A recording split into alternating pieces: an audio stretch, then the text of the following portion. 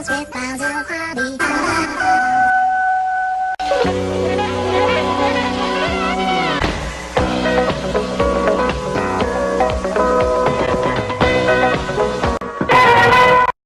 Welcome back to Pat and Ken at the holidays. This is episode 3 of the 2025 edition.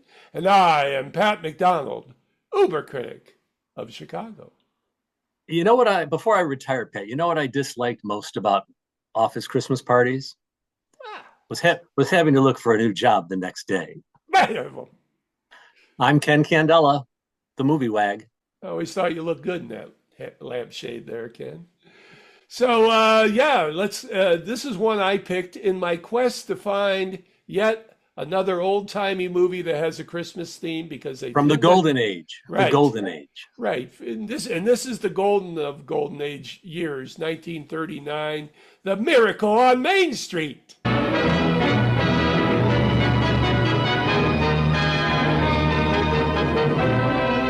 So, yeah, The Miracle on Main Street before The Miracle on 34th Street. A lot of miracles in those days. There's lots of miracle movies. Yes, it's always happening in the mid-20th century. It is Christmas Eve, and the movie opens with a wonderful Christmas montage and everything.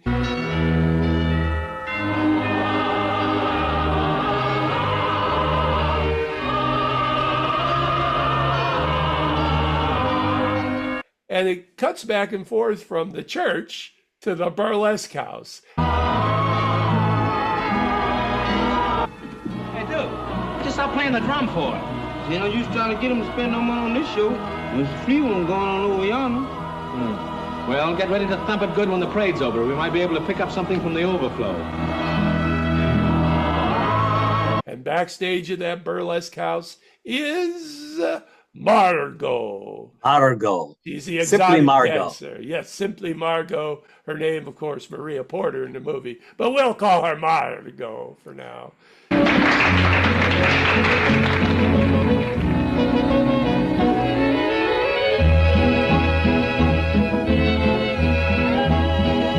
Her and her mobster husband, Dick, decide they're going to roll a guy on Christmas Eve.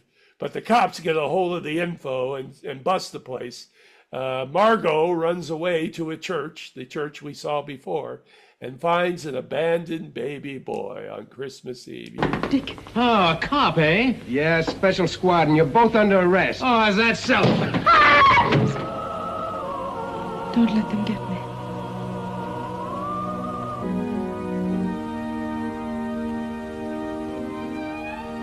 It's right there, man. You don't get more Christmas Eve than that.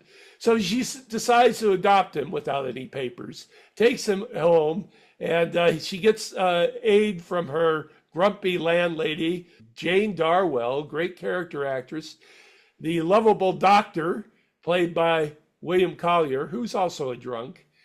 This intrusion is criminal. This woman's in a critical condition. And who are you? This woman will tell you. I'm Dr. Miles, and I'm in attendance here. That's right. Dr. Miles, I've heard about you, and I'm glad to see you sober for once. Yeah, well, I'm not glad to see you drunk or sober. And her floozy gal pals, kind of the Greek chorus, Sadie and Flo. Oh, I see what she means. Do you? Sure. It's ladylike, refined, and genteel. Oh, yeah. You could do it with your mittens on, huh? Well, being ladylike, refined, and genteel ain't gonna get you anything. That's right. You tell her about the time you was refined. So that's the scenario.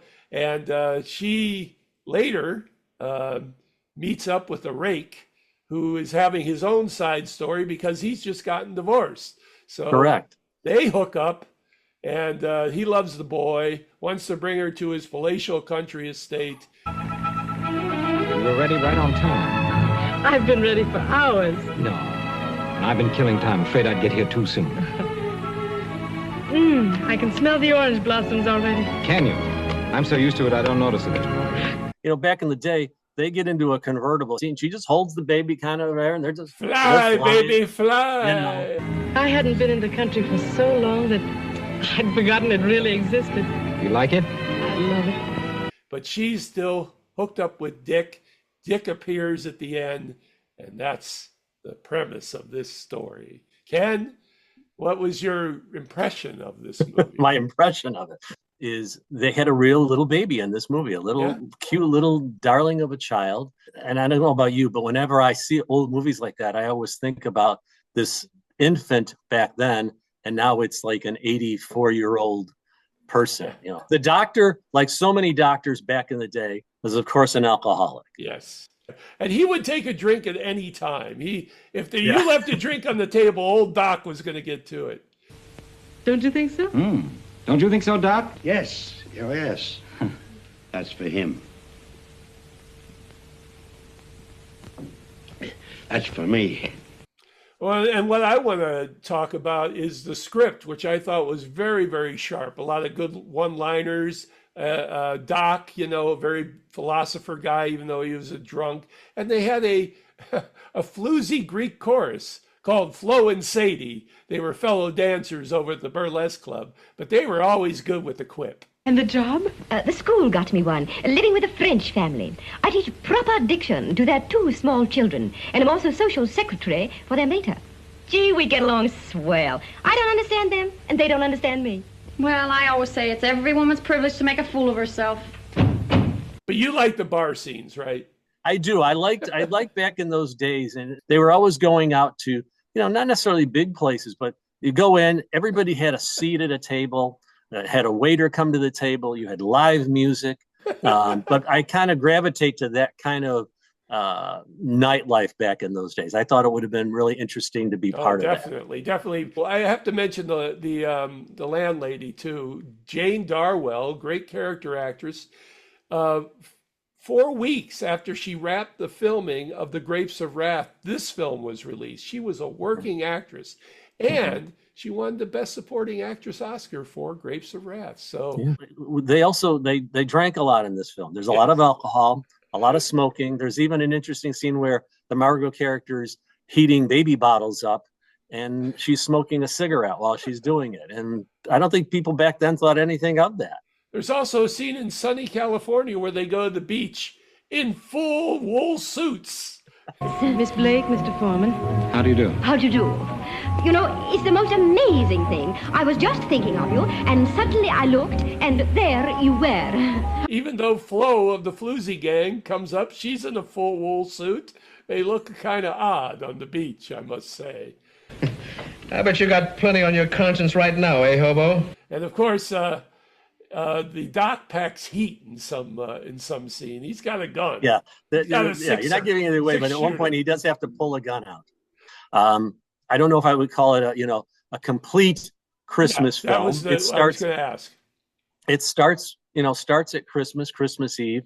But again, I think throughout the movie, the underlying message is that of hope, redemption, and love, which is really what Christmas is all about.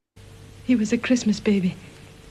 Life began for us both here on Christmas Eve. He really shouldn't have seen it until tomorrow. I know, but I thought it'd be kind of a birthday treat for him. I wonder when his birthday really is, Jim. What difference does it make? The night you found him, his life began. And mine too. Your Christmas bell rating for I'm going to give it 4. I think I'll give it 4. It's worth seeing if you've never heard of it. Check it out on YouTube. It's worth your time to check it out. My Christmas bell rating, 3.5. Again, the sharp script was what sold me. I think it is a Christmas movie. It has that feeling, like you said, because basically it doesn't get more Christmas than a baby boy on Christmas Eve, brought up by the Virgin Margo. So that was Miracle on Main Street. Ken? Up next, we go back to the 70s to check out one of those fine variety shows of the time. This is a holiday special of Sonny and Cher. That's next on Pat and Ken at the Holidays. And the beat goes on. We wish you a Merry Christmas. We wish you a Merry Christmas. We wish you a Merry Christmas and a Happy New Year.